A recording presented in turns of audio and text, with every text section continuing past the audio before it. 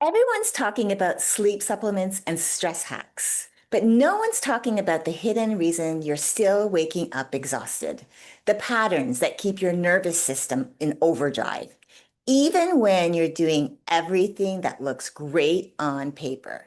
You're getting 7 to 8 hours of sleep every night. You're taking your supplements daily. You're eating healthy and you're drinking lots of water. You're even meditating, journaling, and even blocking off time for yourself. And yet, you're still tired. In fact, you're not just tired, you're stuck in a loop of high functioning habits that have you secretly running on survival mode. And so today I'm going to show you how to spot and interrupt the hidden loops and break them in just 5 minutes. Because when your body is resting, your nervous system is still on high alert. You don't wake up refreshed. You wake up drained. Now, I'm not here to give you another list of habits because you've got enough of those already.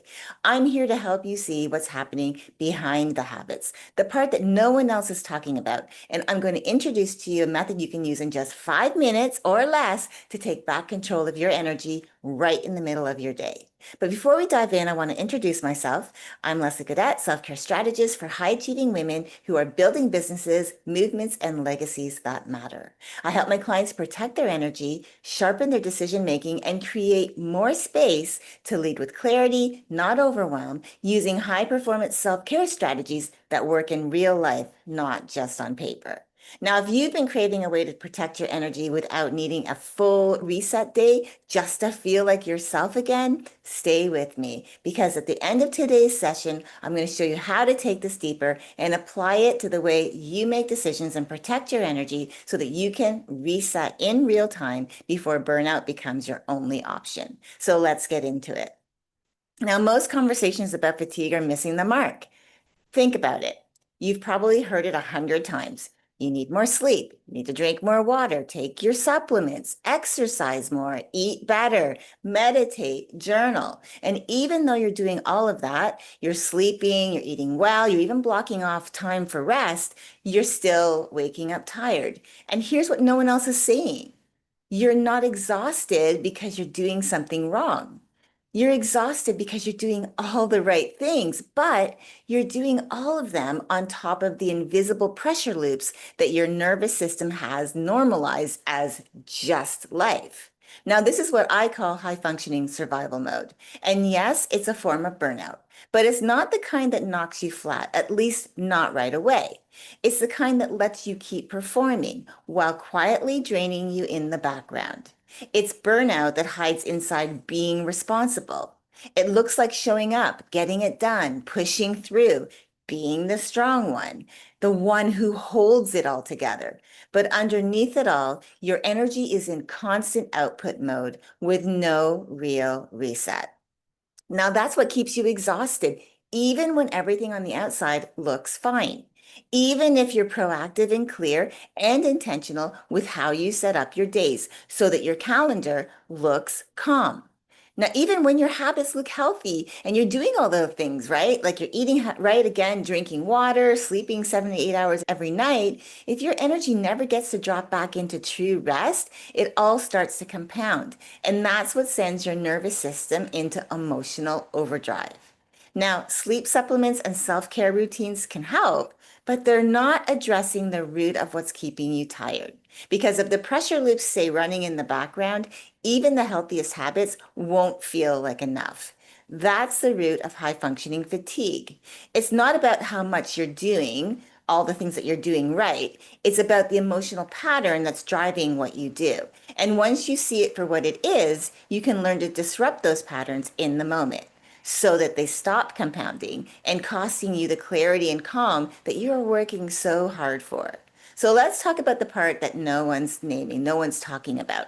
The patterns that make you look like you've got it all together on the outside, but everything inside feels like you're barely holding it together. Even when you're eating well, sleeping well, journaling, meditating, you're still tired, you're reactive, and you're mentally overloaded. And it's not because you're lazy. It's because no one's ever shown you how to spot what's draining you beneath the surface. And it's most likely that you're caught in the invisible survival loops that your nervous system has normalized as, oh, well, that's life. These loops aren't always easy to spot. In fact, they often look like you being the strong one, the dependable one, the high functioning and resilient one. But underneath all of that, they're slowly bleeding your energy. You're doing everything right, but you're still exhausted. You're reactive and wondering why rest isn't working. So let's dig into the why and talk about three hidden patterns I see again and again in the women I work with, women who look like they have it all together, but feel like they're running on fumes. Pattern number one, reactive yesing. So this is the act of saying yes in the moment without first checking in whether it fits with your priorities or your time and your energy can support it without really knowing even if it fits the equation as well. This isn't about just overbooking. It's about automatically agreeing to things out of guilt or pressure or the fear of disappointing someone else. And it's sneaky because each yes seems small. It's that yes that pushes a meeting into your only free hour, or that yes that adds one more order or one more call or one more favor that you think are all just small things that you're doing. But when they add up, they're quietly building a day that no longer has room for you in it, right? So let me give you an example. One of my past clients had been on my mind, so I reached out to her just to check in. We hadn't spoken in a while, and I genuinely wanted to see how she was doing. She told me she'd seen one of my posts about rest and that it had landed. And then she said something that so many women like her have quietly confessed. I've clearly been saying yes to every appointment, every order, without even considering where I'm at, how I'm feeling. I've been overpouring, taking clients even when I'm in pain. It's crazy. I don't want to lose the income, but it's costing me my well-being. Right? Now, I don't know how that made you feel, but I was like, wow. But I wasn't surprised because this is what I see over and over again. High functioning women saying yes on autopilot, not because they're ignoring their limits, but because they've been conditioned to override them, because they're operating from pressure, fear, or the belief that rest comes only after everything else is handled. So I shared with her something I've been teaching inside my work, the 3-question yes filter, which is part of the yes reset method. And it helps you by asking yourself, does this align with my highest priority focus for right now? Am I saying yes from alignment or from obligation, even guilt or fear? And what am I trading for this yes? Because every yes is a trade and the cost isn't always immediate, but I assure you it's real. So when you start asking better questions, you start making clearer and cleaner decisions, right? You stop proving your worth by how much you can handle, and you stop believing the myth that working hard is the same as being resilient. And you start protecting your energy in a way that really actually gives you that momentum that you've been working towards instead of draining you. So let's move on to pattern number 2, mental load multitasking. Now, this is when your brain is always on. You're in a meeting, but you're thinking about your groceries. You're answering an email while you're planning dinner. You're even in your downtime where you're mentally rehearsing the next 12 things that you need to do. Your mind is multitasking even when you're not even supposed to be in work mode. Your brain is multitasking all the next things, which means your nervous system never gets the message that it's safe to rest and reset. And this pattern is creating chronic low-grade tension. And over time, it chips away at your clarity, your focus, and creativity. In fact, a really good friend of mine recently shared that she's been feeling like she's always on, like her brain never shuts off. And it's starting to feel like there's no way to escape it. And part of what keeps that mental load running is a pattern that most women don't even realize they're in because it looks like being responsible or thoughtful or prepared, right? Which brings me to pattern number 3, invisible over responsibility. It's the kind of responsibility that looks generous on the surface, but underneath it's quietly draining you. It's when you take emotional or logistical responsibility for things that technically aren't yours. It shows up like double checking someone else's work because maybe you are micromanaging, right? Maybe you're that person who feels like, only I can do things, or I don't know if I can trust this person to do it the way I want it to be done. So you're micromanaging. And so you're not really necessarily having that conversation with them to see where they're at, going over what the output is and maybe together refining some of the things. Instead, you're double checking to make sure they did it right. Or you're stepping in to finish something for someone else because they left it to the last minute and you're down to the wire. Or again, it's managing people's emotions in a conversation when you are emotionally drained, you just don't have it in you. Or over preparing for a meeting just in case something comes up, like a meeting that could just be a check-in meeting or just a group meeting that you guys are all talking around the table, talking about new ideas, or just checking in on how everyone's doing, but you're over prepared for the meeting just in case something comes up. And it's anticipating everyone else's needs before they even ask. These micro actions seem small, but they're constantly signaling to your nervous system that you have to be on, that you're not safe to let go. And that constant alert mode is what keeps you tired, even if you've rested. Now, these patterns aren't random. They're survival-based strategies you've learned to trust because now, and now they're burning through your capacity without you realizing it. You do not have to overhaul your entire life to fix this. Okay, you just need a way to spot the loops, to name them, understanding what it's costing you, and then interrupt the loop in real time. And that's where the 5-minute loop break method comes in. So let me show you how it works. First, let's be real. You don't need more information, okay? But what you do need is a moment-to-moment way to interrupt survival mode before it steals your clarity, your focus, and your peace. And that's where the 5-minute loop break method comes in. It's not a routine, it's a real-time strategy that you can use in the middle of your day when you're about to say yes out of pressure, when you're tempted to skip a break, or when you hear yourself say, I'll just knock this one more thing out real quick, okay? So here's how it works. Step one, you've got to spot the loop, okay? And that means that first you've got to become aware. You've got to learn to start noticing these moments. It's the moment you feel yourself overriding your own bandwidth. That's a loop. And it could look like you saying yes before you've thought it through clearly or taken it through the decision-making framework, like the yes reset method, where you ask questions, does this align with my highest priority focus for right now? Am I saying yes from alignment or obligation? And what am I trading for this yes? Okay. It could be you skipping the break you promised yourself because you convinced yourself there wasn't time. And now you get pushed to the bottom of your own priority list yet again, or maybe even off of it altogether, because sometimes that happens, right? Or you find yourself taking on something because, after all, you're the only one who can. That loop is any automatic behavior that puts you into output mode, like that's always being on without checking in with yourself first. That's when you want to really start becoming self-aware, which brings me to step number 2.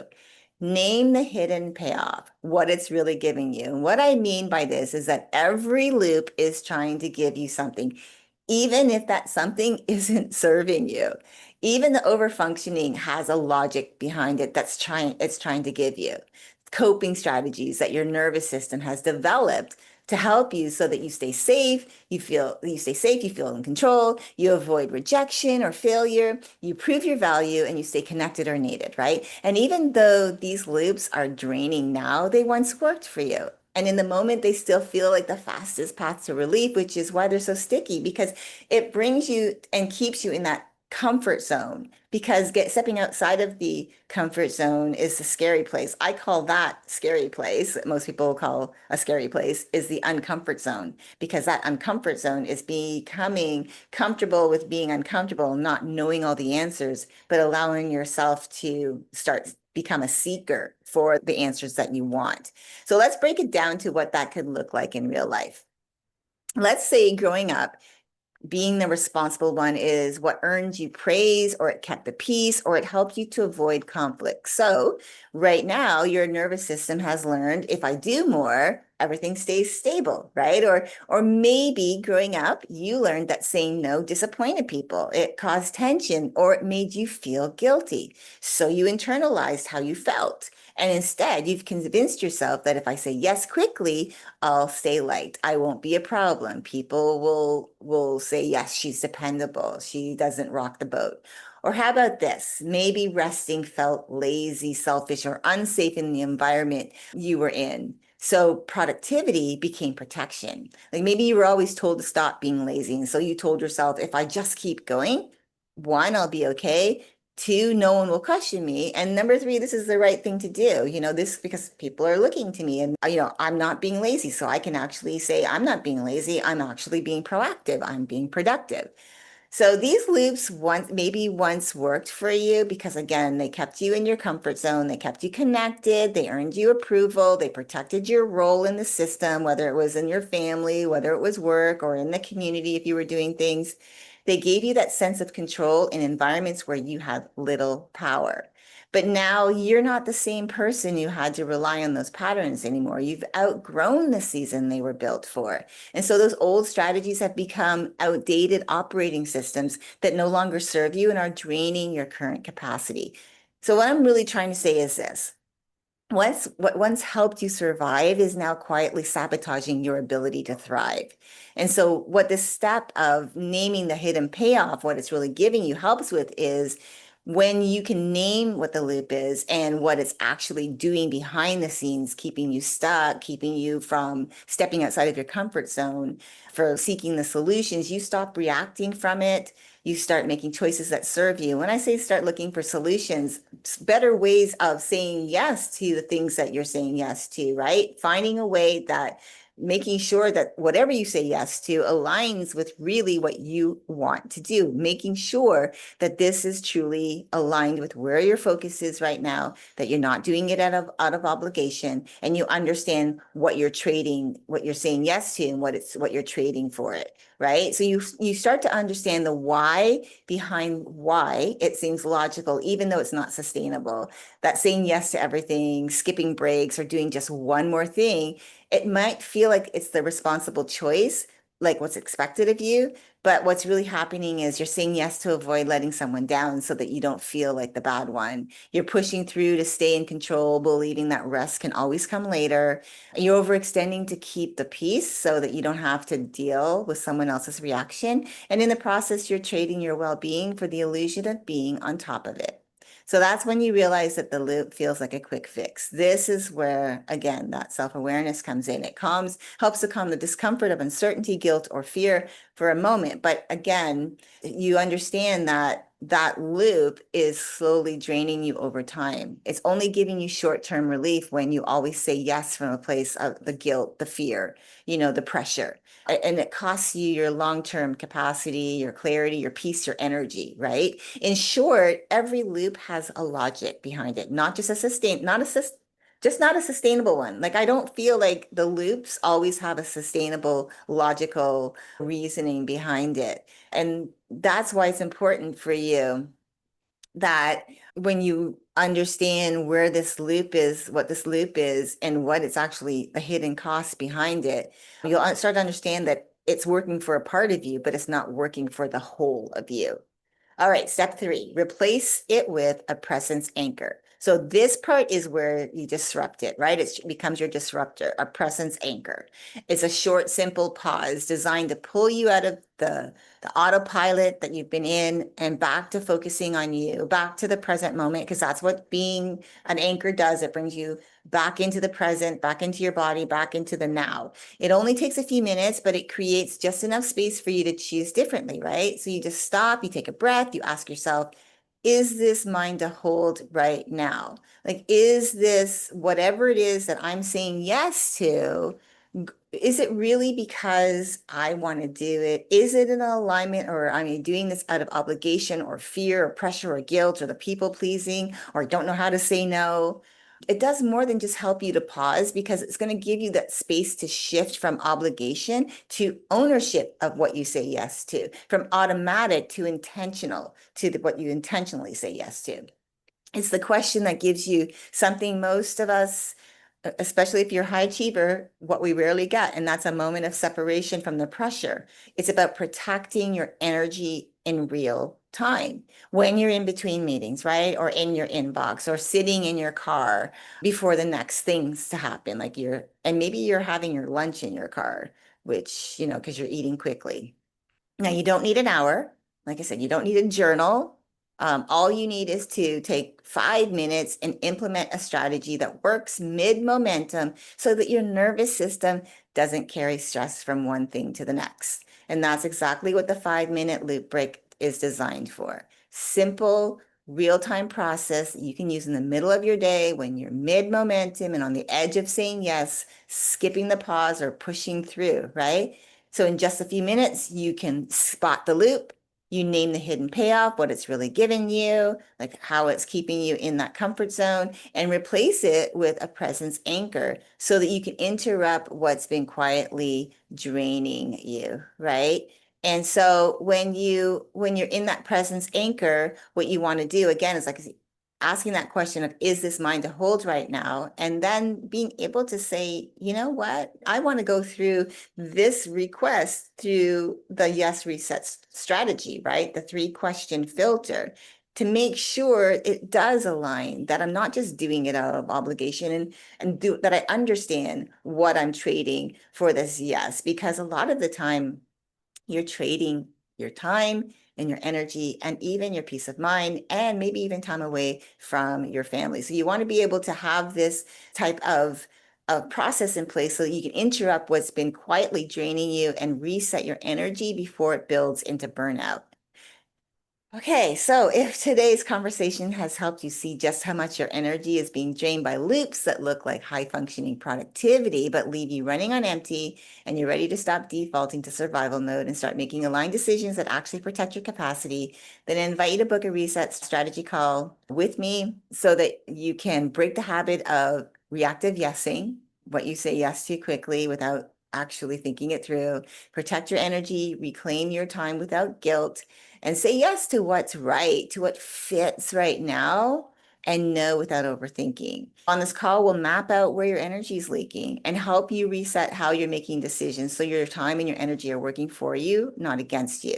Now, if that speaks to you, drop the word pause in the comments, or you can actually send me a message and I will send you the link to book your call.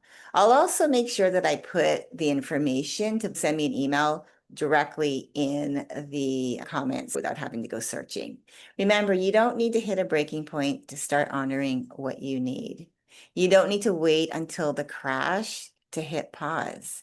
You don't have to push yourself to the brink in order to justify rest, because rest isn't something you have to earn. It's something you are allowed to choose before burnout takes over. And breaking those hidden loops does not require a full day's recovery or an overhaul of your entire life. It just starts with small moments of awareness, followed by single pause, and with you breaking those hidden patterns, keeping you in output mode and emotional overdrive, where you get to protect your peace, preserve your energy, make choices that finally support you. Okay, so as you move through the rest of your week, remember, micro moments that you ignore are often where your energy is slipping away. The energy you bring into each decision matters. And every time you interrupt the habit of pushing through, you're building a new pattern, one that tells your nervous system it's safe to slow down. So take the time to pause, remember to breathe, and break those loops when you need to, because caring for you isn't something you save for later. It's something you practice now. Now, just a reminder, if this has resonated with you and you haven't yet subscribed, please hit subscribe and click the bell so that you never miss future episodes. And share this with a friend if you know someone who really needs to hear this message today. Thanks for tuning in. Take care of you, and I will see you next time.